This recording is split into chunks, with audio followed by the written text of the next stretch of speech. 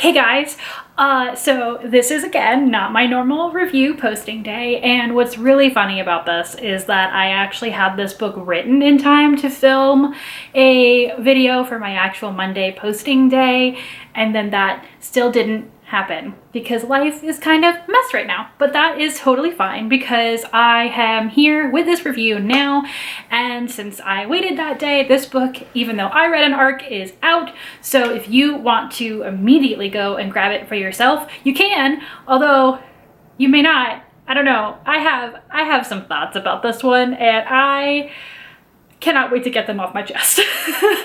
So the book that I'm talking about today is Scot and Bothered by Alexandra Kiley, or Kiley, not sure how you pronounce that, but this, as far as Goodreads and Storygraph are concerned, and Edelweiss, which is where I got my arc, so thank you to the publisher and Edelweiss for my advanced review copy, looked like it wasn't part of a series. However, after I started reading some other Goodreads reviews, I found out that it is indeed related to Alexandra's first book. This is her second, and the first one was about the brother of our male main character here.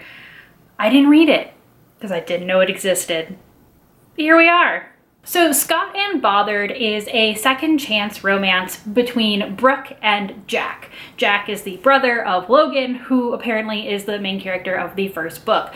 Logan and his love interest show up almost nearly not at all in this book, so I don't really think that was a huge issue, although I am wondering if there was some contextualization of this relationship that I missed, but whatever. The book opens up with Brooke, who is at a signing for a book she wrote, except for her name is not on the cover. Brooke is a ghostwriter, and she is a very, very good one, but it does mean that she has kind of buried her own dreams of writing her own book to essentially write books for other people. This is related to something that happened a number of years ago at the University of Edinburgh that she was attending. She's American, but she came here for school because she really, really wanted to work with this famous writing instructor who was at this university. But in her senior year, she had to leave the university, so she never graduated. That broke her writing dreams, and so she's been doing this ghostwriting thing since then. The reason that she had to leave university was because of a against policy relationship she was having with a TA in one of her classes, Jack. Jack at the time was an MBA student at the university who was not her TA, but was a TA in the class. Anyway, that was against policy, and so he also was kicked out of the MBA program, but that allowed him to have the push he needed to follow his true first love, which was photography. And so he's doing that now and living that dream while Brooke is still trying to find hers. Brooke, however, has recently been given the opportunity of a lifetime, which is to co-write, not ghostwrite, co-write the memoirs of that aforementioned incredible writer who she went to this university to work with. Even though she left the university, she stayed in contact with this person, and she has a great relationship with them. And oh yeah, this person happens to be Jack's aunt. So when Brooke gives this wonderful writer the manuscript that she has started, and she's told that it lacks a soul and that she should probably go out into the wilderness of Scotland where a lot of this story is taking place, and oh, by the way, she can go with the photographer. By the way, that photographer had to replace the old photographer who broke his leg, and by the way, it's Jack. So after not seeing each other for like 7 years or something, these two, who ended completely unamicably, it was a bad, bad breakup, are now back together, going hiking, just the two of them in the wilderness, to complete this project for a woman they both love. But wait, there's more. This book is a dual timeline, so while it goes back and forth between POV, so it is a dual POV novel, it also goes back and forth in time, which are signals at the top of the chapters by then and now.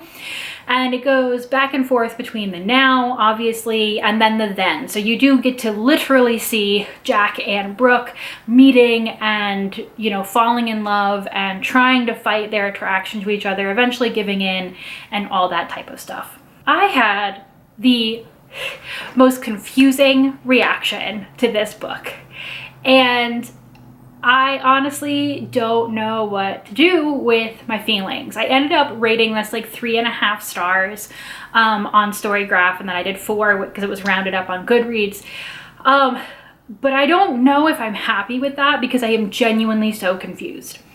So one of the things, like I said, with the dual timeline, in the then chapters, Alexandra has written this incredible sense of longing. Like, I really, really felt it like flying off the pages. It's written so well. This like intense attraction that Brooke and Jack are having with each other from the moment that they see each other. I'm not a huge lust at first sight person, but there was a way that this was written where I just like really, really felt it and believed it and was pretty like consumed by it in those chapters. As like, you know, they're trying their best to, you know, stay apart because they know from the beginning that if they get together, it's a violation of university policy. And I really felt it in those chapters, and I loved that writing style so much. In the now chapters, once it really gets started and they're out hiking in the Scottish woodlands here, I loved the writing when Brooke and Jack run into other people. So the trail that they're hiking, Jack's aunt helped to like make that trail into a thing. And so even people who don't really realize who his aunt is know of her because she's the person who spearheaded this entire experience I get to have now because she helped to create this trail. And Brooke is really focused on like, you know, just completing the trail and getting what she needs and doing it. And it's this wonderful moment of literally learning to slow down and realize the unintended beauty and all the lives that, you know, this person that she thinks of as her writing mentor has touched in so many different ways. And the characters are really lovely, and those interactions are great. And so I really, really enjoyed reading all of those parts. However, what I come to a second chance romance for is watching our 2 and or more lovebirds finding their ways back to each other. And I think in this particular instance, the setup of the novel being dual timeline, even though I loved the then chapter so much, did a disservice to the second chance plotline. The final then chapter, which shows them breaking up for good and how that all went down, occurs really, really deep into the novel. And so while you already basically know what is going to happen, because it's been clear and they've kind of discussed it since the beginning of what happened, so it's not like it's like a big twist or a secret or a reveal or anything, I feel like because that is left until so late, there is no real substantive discussion of what happened between Jack and Brooke in the now chapters, which is really, really weird. And it honestly makes a lot of sense why they are both upset with each other for different reasons, and reasons I understood without having to necessarily totally see how it actually went down. There was definitely a little bit of miscommunication, but also the situation just wasn't handled correctly. And so Brooke, for example, has a lot of good reasons to be upset with Jack. And then, you know, Jack has a lot of reasons to be upset that, you know, she never then, you know, had a conversation with him afterward. So all of that makes sense. But their progression of their relationship really goes from like, you know, the 2 people who are like clearly still have feelings but are really upset for very significant reasons at each other, to people who, I guess, once they're back in proximity and there's only one tent, just like catch their like body feelings again, and that makes everything fine? Question mark. I genuinely thought like there was a huge hole in this book. There was a huge missing hole between them, like, you know, not being a thing and then being a thing again. And what was crazy was that everything around this giant hole in the novel was so good. Like, I really, really enjoyed it, and I'm not sad that I finished it, but I was left feeling that lack the entire time. And it just made for a really confusing reading experience because I really, really, really wanted to like it, but it was missing, to me, what felt like the vital heart of this romance. And I still don't know how to balance that in terms of like a rating or a review. Do I recommend it? Do I not? I don't know. Maybe the best thing I can say is that maybe all of us, if you haven't already, I certainly haven't, read the first book in this series about Jack's brother Logan.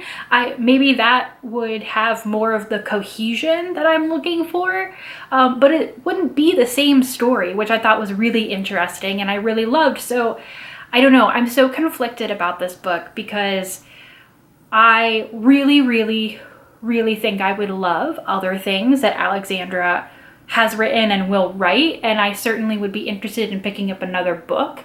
But this one for me is definitely like a work in progress because it was lacking the main thing that I really went looking for, and I don't know for how many people all of the excellent stuff all around that would make up for it.